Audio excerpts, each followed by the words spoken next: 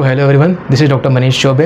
Rabies और dog bite का संबंध क्या है, रेबीज़ कैसे होता है, रेबीज़ क्यों होता है, रेबीज़ के क्या इंडिकेशन है, रेबीज़ से क्या डेथ हो सकती है, रेबीज़ की प्रोफाइलैक्सिस क्या है, रेबीज़ से हम कैसे उसको इमरजेंसी में प्रिवेंट कर सकते हैं, रेबीज़ के वैक्सीन कौन कौन से यूज़ करते हैं, रेबीज़ में इम्यूनोग्लोबिन कब देना चाहिए, रेबीज़ की वैक्सीन कितनी होती है, क्या रेबीज़ से किसी की डेथ हो सकती है। तो इस वीडियो में हम जानेंगे रेबीज़ क्या होता है।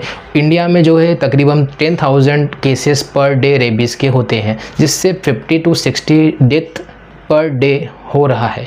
तो मोस्टली रेबीज़ से बचना काफ़ी इम्पॉर्टेंट है और उसके बारे में लोगों को जागरूकता नहीं है, तो ये होनी चाहिए। सबसे पहली बात है कि रेबीज़ कैसे होता है। तो रेबीज़ अगर किसी प्राणी, जैसे कि आप अगर डोमेस्टिक देखेंगे तो आप डॉग्स वगैरह देख लीजिए, वाइल्ड में आप देखेंगे तो फॉक्स देख लीजिए, तो इन सब प्राणी की वजह से अगर काटते हैं वो, अगर उस प्राणी को भी जो है रेबीज़ हुआ है तो उनके ही टीथ से, सलाइवा से आपको रेबीज़ ट्रांसफ़र हो जाता है।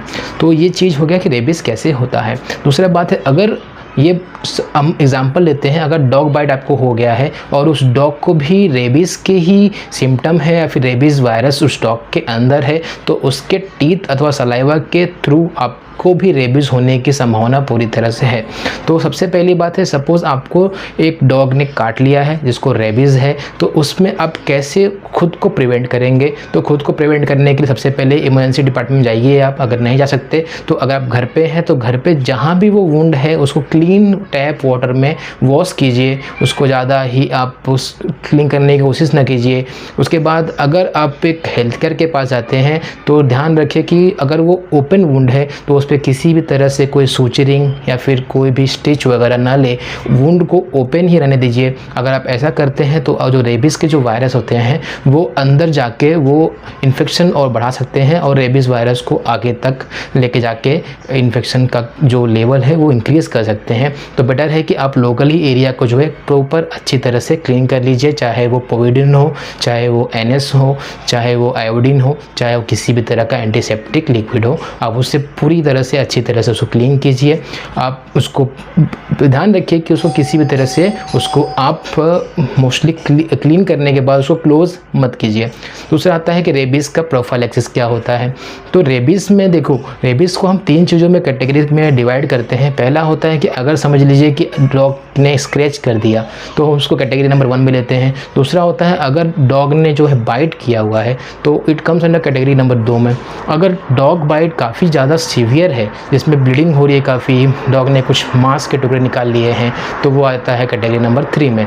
तो हर कैटेगरी नंबर के हिसाब से डॉग बाइट का ट्रीटमेंट है। तो सबसे पहली बात है कि हम डॉग बाइट में क्या करते हैं। सबसे पहली बात है कि अगर आपको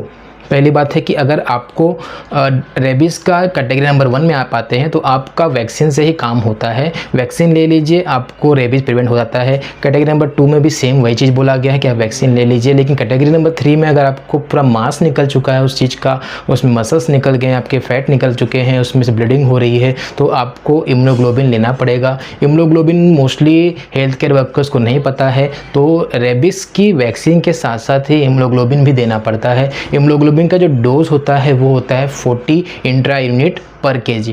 तो आपका अगर वेट 60 है तो 60 मल्टीप्लाई बाय 40, तो ये जो डोज होता है यही इम्यूनोग्लोबिन का डोज होता है। इसमें हम जो क्या करते हैं कि उस डोज को लेके उसका 2/3 या फिर मोस्टली जो है 75% या फिर 80% जो इंजेक्शन का पार्ट होता है उसको हम लोकली एरिया पे जो है छिड़काव कर देते हैं, या फिर लोकली एरिया पे सब्क्यूट करके हम लोग उसको दे देते हैं इंजेक्शन को, और बाकी जो बचा हुआ जो पार्ट रहता है उसको हम इंट्रामस्कुलर या फिर IM दे के पेशेंट को दे देते हैं और साथ में वैक्सीन दे देते हैं। और वैक्सीन के साथ ही साथ जो है TT भी देना इंपॉर्टेंट है, क्योंकि TT से भी जो है डॉग के बाइट वगैरह में TT के भी जो वायरस वगैरह होते हैं वो सब होते हैं, तो आप उस TT से भी उसको प्रिवेंट कर देते हैं। दूसरा है कि एंटीबायोटिक का जो कोर्स होता है वो पूरा करना चाहिए। तो ये हो गया कि डॉग बाइट में क्या करना चाहिए। दूसरा होता है कि अगर डॉग बाइट हो गया है तो आपको क्या सिम्टम दिखेंगे। तो अगर डॉग बाइट किसी को हो गया है तो उसको सबसे पहली बात उस एरिया में स्वेलिंग दिखेगा, उसको एरिथेमा दिखेगा, उसको फीवर आएगा और वहाँ से जो है बार बार जो है पस वगैरह का जो है डिस्चार्ज वगैरह हो सकता है, वहाँ के भी जो वायरस है वो लोग के लिए ज़्यादा फैल सकते हैं। मोस्टली रेबीज़ के जो वायरस होते हैं, किसी को रेबीज़ हो गया, उसने वैक्सीन नहीं लिया है, तो मोस्टली वो 4 से 12 हफ्तों में जो है उसके सिम्टम दिखना शुरू होते हैं। पर किसी किसी को सालों हो जाता है, सिम्टम दिखता ही नहीं है, पर उसके सिम्टम जो है जैसे ही बॉडी की इम्यूनिटी कम होती है सिम्टम दिखना शुरू हो जाता है।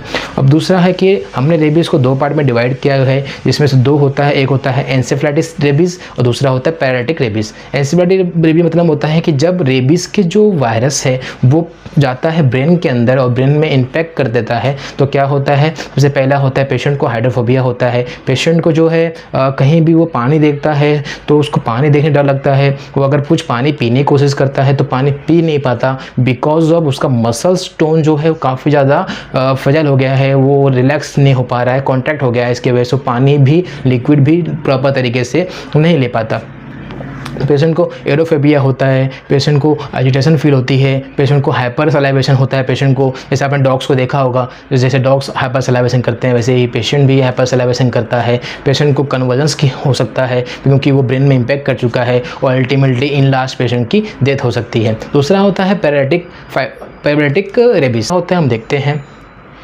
तो पैरालिटिक रेबीज़ में क्या होता है पेशेंट को कि पेशेंट का जो है जो वायरस है उसने किसी ब्रेन के एक स्पेसिफिक नर्वस सिस्टम पे इम्पैक्ट कर दिया, इसकी वजह से पेशेंट है उसको एक फेशियल पैरालिसिस हो सकता है, उसका हाथ वगैरह नहीं उठ सकता है, पेशेंट को जीबीएस जैसा सिम्टम दिखना शुरू हो जाता है और अल्टीमेटली क्या होता है कि पूरे न्यूरोमस्कुलर जो होते हैं उस पर इम्पैक्ट करने की वजह से पेशेंट के ब्रीथिंग पैटर्न जो होती है उस पर भी वो रेबीज़ के वायरस का इम्पैक्ट होता है। पेशेंट को खुद से जो है वेंटिलेट नहीं हो पाता, तो अल्टीमेटली रेस्पिरेटरी फेलियर और कार्डियो फेलियर की वजह से पेशेंट की डेथ हो जाती है। तो उसको इन शॉर्ट टर्म में बोल सकते हैं कार्डियो रेस्पिरेटरी फेलियर की वजह से पेशेंट की डेथ हो जाती है। तो ये हो जाता है टाइप ऑफ रेबीज़ का सेकंड पार्ट। दूसरा होता है कि और कुछ ऐसा है कि क्या रेबीज़ से बच सकते हैं, तो अभी तक एज प्रेजेंट रेबीज़ वायरस के वैक्सीन अगर आप नहीं लेते हो, अगर आपको रेबीज़ होता है तो उसकी ट्रीटमेंट अभी तक अवेलेबल नहीं है। दूसरा है कि अगर रेबीज़ हो गया है तो हम कैसे उसको प्रिवेंट करें और कौन कौन सी वैक्सीन कब लेना चाहिए। सबसे पहले बात है कि अगर आपको रेबीज़ हो गया तो प्रॉपर जो मैंने बताया है आपको वूंड क्लीनिंग अच्छे से करना है। उसमें आपको जो पोविडीन वगैरह है उससे क्लीन कीजिए, एनए से क्लीन कीजिए, कोई भी एंटीसेप्टिक है उससे क्लीन कीजिए, टैप वाटर में क्लीन कीजिए अच्छे से। क्लीन करने के बाद रेबीज़ के जो अभी तक आए हुए हैं उसमें 5 डोज मोस्टली बोला गया है लेने के लिए, जिसमें है 0 मतलब फर्स्ट डे पे ले लीजिए, 3rd डे पे लेना है, 7th डे पे लेना है, 14th डे पे लेना है और एक 28th डेज पे रेबीज़ के जो वैक्सीन है वो लेना है। अगर आप प्रिवेंटिव लाइक आपको रेबीज़ वायरस नहीं, आपको डॉग बाइट वगैरह नहीं हुआ है, आपको रेबीज़ वायरस से प्रिवेंट होना है, अगर प्रिवेंटिव आप लेते हो तो आपको 3 डोज ही सफिशिएंट है, आप उसको लेके आप खुद को वैक्सीनेट कर सकते हो कि आपको डॉग बाइट आगे ना हो।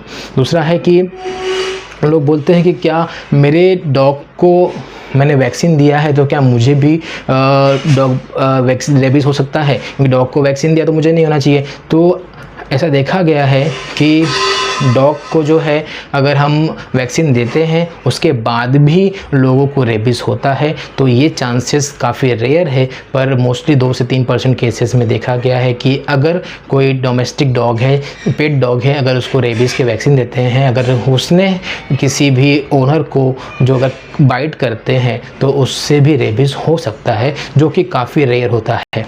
हम कैसे डिफ्रेंशिएट करें, अगर आपके डॉग्स को जो है आपने वैक्सीन दिया हुआ है तो आप 10 दिन तक जो है आप ऑब्ज़र्व कीजिए कि क्या उस डॉग को कुछ सिम्टम दिख रहा है। अगर उसको रेबीज़ का सिम्टम दिखता है तो फिर आपको भी रेबीज़ की वैक्सीन लेने की ज़रूरत है। तो ये हो गया सब रेबीज़ के बारे में। तो आपको अगर कोई भी डाउट हो तो जस्ट कमेंट कीजिए और प्लीज़ लाइक, कमेंट और शेयर कीजिए। Thank you very much.